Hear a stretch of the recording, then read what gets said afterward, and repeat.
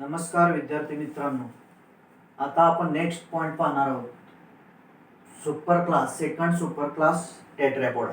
First super class Pisces आपला complete झालेला आहे. त्यामध्ये क्लास बघितले होते आपण दोन, Chondrichthyes as well as Osteichthyes. आता सेकंड सुपर क्लास टेट्रॅपोडा. मग त्यामध्ये त्याची फोड पहा. टेट्रा मीन्स फोर, पोडा मीन्स लेग्स, म्हणजेच it bears four legs. These animals bears four legs. म्हणजे हे जे ॲनिमल्स येतात त्यांच्यामध्ये किती पाय असतात? 4 पाय. म्हणून हे कशात येतात? Super class Tetrapoda. Tetra four poda legs. मग त्यामध्ये super class Tetrapoda is mainly divided into 4 classes. Super class Tetrapoda 4 classes मध्ये डिवाइड झालेला आहे. First class Amphibia, second class कोणता आहे तर Reptilia, third class Aves, fourth class Mammalia. म्हणजेच काय सांगायचं तर super class Tetrapoda is mainly divided into 4 classes. First class Amphibia, second class Reptilia, third class Aves, fourth class mammalia, जेणेकरून आपण त्यामध्ये येतो. मग त्यामध्ये फर्स्ट क्लास अँफिबिया, पहिला जो त्यामधला क्लास आहे स्मॉल ए, त्याला काय म्हटलेलं आहे? Class Amphibia. मग त्या शब्दाची फोड दिलेली आहे. Amphi means both, bios means living किंवा लाईफ. म्हणजेच why it is called Amphibia? Because these animals live in both life, म्हणजेच that is live in water as well as on land. म्हणजे हे जे ॲनिमल्स असतात पाण्यातही राहतात आणि लँडवर, जमिनीवरही राहतात. All these animals included in class Amphibia. अशा प्रकारचे सर्व ॲनिमल्स कशामध्ये इन्क्लूड केलेले आहेत तर क्लास अँफिबियामध्ये. Amphi means both, bios means living. Example त्यामधले पहा. फ्रॉग, मग त्यामध्ये बऱ्याच जिनस स्पेसिस आहे. आपण यात घेणार आहे ती राना टायग्रिना नावाची, सोन्या बेडूक म्हणतो आपण. टोड, बुफो म्हणतात त्याला, बुफो. सॅलामांडर, नंतर हायला, हा कसला असतो? Tree frog, live on tree किंवा found on tree. इक्थिओपिस, limbless amphibian. इक्थिओपिस हा काय? Limbless amphibian. लक्षात ठेवा, यावर MCQ लक्षात हमखास येतो. कारण का बाकीचे आहेत ते लिंब असणारे, पण हे कसं आहे तर लिम्बलेस अँफिबियन. लिम्बलेस म्हणजे हात पाय, म्हणजेच पाय नसतात. म्हणून हा कशात, जरी तो लिम्बलेस असला तरी कशात येतोय? अँफिबियामध्ये. कोणता? इक्थिओपिस. MCQ 1 मार्क, आत्ताच लक्षात ठेव. मग त्यामध्ये कॅरेक्टरिस्टिक्स, त्याच्या असणारे कॅरेक्टरिस्टिक्स, असणारे गुणधर्म. मग त्यामध्ये first double mode of life, म्हणजेच दीज ॲनिमल्स मगाशीच सांगितल्याप्रमाणे in these animals double mode of life is present. Means these animals live in water as well as on land. पाण्यातही राहतात आणि जमिनीवरही राहतात. म्हणजेच याच्यावरून पहिलं कॅरेक्टर काय? ह्या नावावरून आहे. These animals shows double mode of life. हे animals काय दाखवतात तर double mode of life.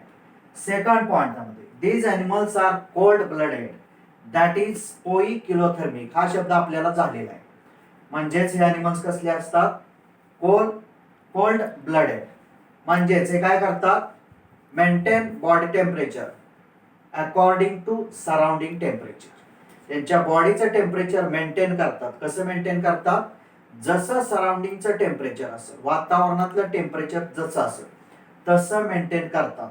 So it is poikilothermic. यांना म्हणून काय म्हणतात? पोइकिलोथर्मिक. म्हणजे second character, these animals are cold blooded, that is poikilothermic. MCQ लक्षात ठेवायचं.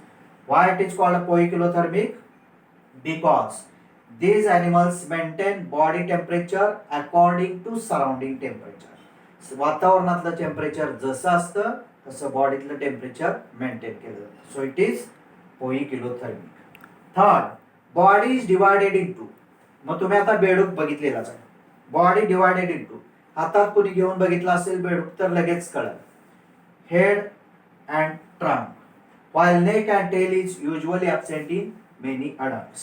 म्हणजेच बॉडी जी फ्रॉगची डिवाइड झालेली असते ती कशी झालेली असते तर हेड आणि दुसरा पार्ट ट्रंक म्हणजे डोकं आणि धड एवढाच पार्ट त्याच्यामध्ये असतो. नेक नसते असा असतो बघा बेडूक, अगदी मान जोडलेली, त्यामुळे मान ही तिथं नसते. आपल्यात जसे क्लिअर दिसते तशी त्यांच्यामध्ये मान नसते. म्हणजे neck and tail usually absent in many adults. म्हणजे प्रौढ अवस्थेतले जे बेडूक असतात किंवा इतर जे अॅनिमल्स यांच्यामधले आहेत त्यांच्यामध्ये काय असतं तर त्यामध्ये नेक आणि टेल युजली नेहमीप्रमाणे थोडक्यात अब्सेंटच असते. फक्त मेन पार्ट कोणते असतात हेड आणि ट्रंक म्हणजे डोकं आणि धड एवढेच पार्ट त्यांचे मेन असतात.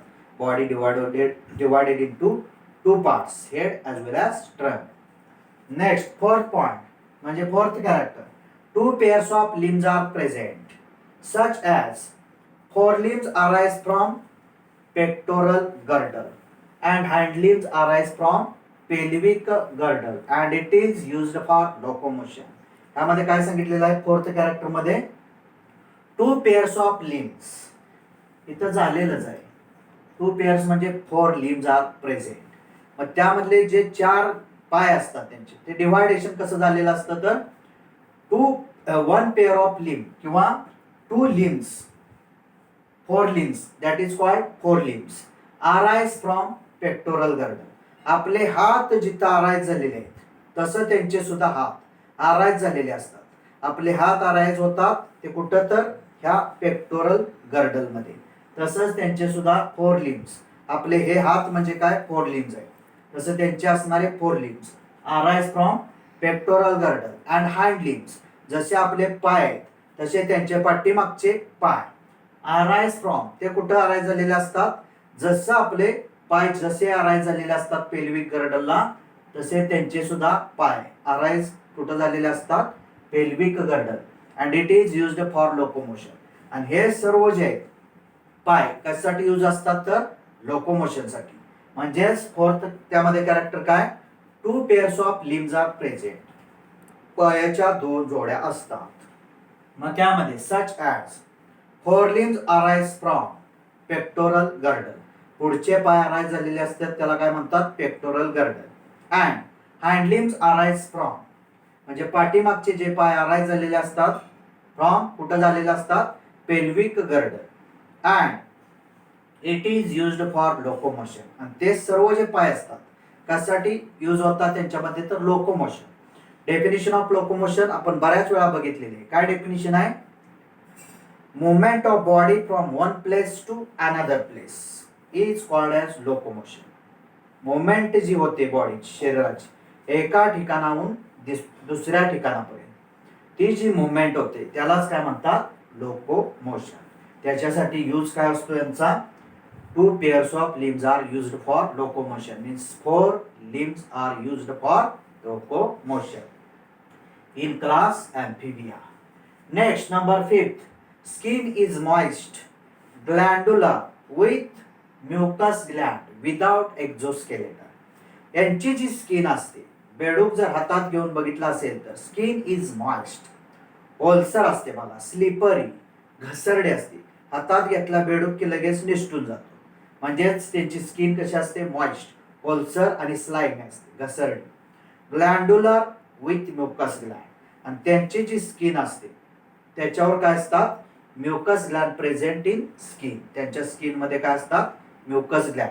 म्युकस ग्लँडचं काम काय असतं मग म्युकस ग्लँड सिक्रेट्स म्युकस एक चिकट पदार्थ श्लेष्मल पदार्थ सिक्रेट करण्याचं काम कोण करत असतं mucus gland without exoskeleton. Exoskeleton म्हणजेच external supporting framework of the body is called as exoskeleton. हे तुम्हाला डेफिनेशन माहित आहे. मग एक्झोस्केलेटन यांच्यात अब्सेंट. एक्झोस्केलेटन इज अब्सेंट म्हणजेच एक्झोस्केलेटन मध्ये काय असतं exoskeleton hairs nails scales claws ही सगळी हॉर्न्स ही सगळी काय येतात एक्झोस्केलेटन. पण यांच्यामध्ये कसल्याही प्रकारचं एक्झोस्केलेटन त्यांच्या स्किनवर नसतं. Next number 6 eyelids are present on the eyes. जशा आपल्या पापण्या असतात तसं त्यांच्या सुद्धा पापण्या असतात. म्हणजेच आयजवर त्यांच्या डोळ्यावर काय असतात आयलिड्स पापण्या. आपल्यामधल्या पापण्यांना आय लॅशेस म्हणतात पण त्यांच्या पापण्यांना काय म्हणायचं आय लिड्स. कुठं असतात present on eyes. Next number 7 tympanum that is ear drums is present and it represents ear. Tympanum म्हणजेच इथे एक डाग असल्यासारखा दिसतो बघा. बेडूक जर हातात घेतला तर त्यांची जी मानेचा भाग ऍक्च्युली मान नसते पण इथं जो तो भाग असतो हेड नंतर तिथं एक ब्राउनिश स्पॉट दिसतो अगदी गोलाकार असतो स्पेरिकल स्ट्रक्चर कॉल्ड टिम्पॅनम. त्यालाच काय म्हणतात tympanum that is ear drums is present and it represents ear. म्हणजेच हिअरिंगचं काम कशामार्फत चालतं hearing with the help of टिम्पॅनम.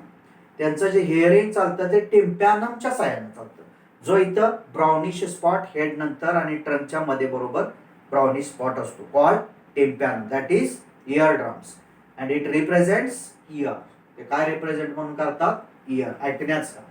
8th in the body common chamber that is cloaca is present which helps in releasing excretory products digestive waste and gamete. म्हणजेच त्यामध्ये in the body त्यांच्या बॉडीमध्ये काय असतं कॉमन चेंबर एक असतो common संयुक्त chamber cloaca. It is called cloaca. त्या कॉमन चेंबरला काय म्हणतात क्लोएका. एमसीक्यू ला लक्षात ठेवायचं. विच हेल्प्स तो क्लोएकाच्या साहाय्याने काय करतो रिलीजिंग एक्सक्रेटरी प्रोडक्ट्स म्हणजेच नायट्रोजनस वेस्ट मटेरियल एक्सक्रीट करणं एलिमिनेट करणं म्हणजे thrown out from the body बॉडीमधून काढून टाकणं हे काम क्लोएकाच्या साहाय्याने चालतं. नंतर रिलीजिंग डायजेस्टिव्ह वेस्ट म्हणजेच डायजेस्टिव्ह सिस्टीमचे जे वेस्ट आहेत thrown out undigested food material ते वेस्ट जे मटेरियल आहे ते सुद्धा काढून टाकणं रिलीज करणं एलिमिनेट करणं with the help of cloaca. कशाच्या साहाय्यानं क्लोएकाच्या. आणखी काम त्याचं क्लोएकाचं काय रिलीजिंग गॅमेट्स म्हणजेच त्यांच्या साहाय्यानं काय करतात गॅमेट्स रिलीज करतात. म्हणजे स्पर्म ओव्हा हे जे गॅमेट्स असतात ते रिलीज करण्याचं काम कुणाच्या साहाय्यानं चालतं क्लोएका. म्हणजेच in the body common chamber is present called cloaca which helps कशाला मदत करतं releasing excretory products that is nitrogenous waste releasing digestive waste undigested food material and releasing gametes sperms as well as ova. नंतर 9th point closed type of circulatory system is present.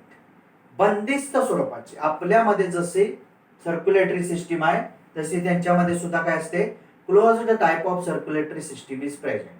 म्हणजेच blood pump from heart into the veins and artery through body किंवा to into the body बॉडीमध्ये किंवा बॉडीपर्यंत blood नेण्याचं काम बंदिस्त स्वरूपात केलं जातं. म्हणजेच कसलं असतं closed type of circulatory system is present. Next number 10 heart is 3 chambered. मग यांच्यातलं जे हार्ट असतं ते कसं असतं 3 chambered and present at ventral side. म्हणजे असं हार्ट असतं